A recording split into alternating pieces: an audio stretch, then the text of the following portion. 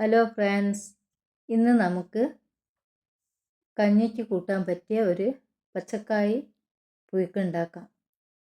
പച്ചക്കായ് 3 ചെറുതായി കട്ട് ചെയ്തത് കുക്കറിലേക്ക് ഇടുക.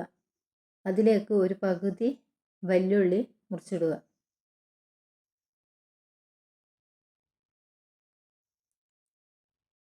ഒരു 4 പച്ചമുളകും ഇടുക.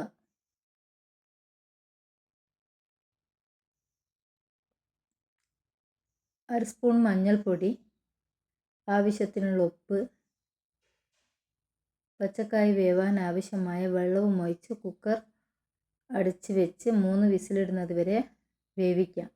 നല്ല പോലെ പച്ചക്കായ് ഉടച്ചെടുക്കുക. ഇനി നമുക്ക് തേങ്ങ അരച്ചെടുക്കാം.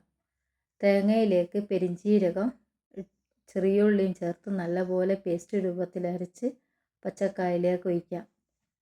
അതിലേക്ക് അര സ്പൂൺ മഞ്ഞൾപ്പൊടിയും അര സ്പൂൺ മുളക് പൊടിയും ചേർത്ത് നന്നായി ഇളക്കി യോജിപ്പിക്കുക.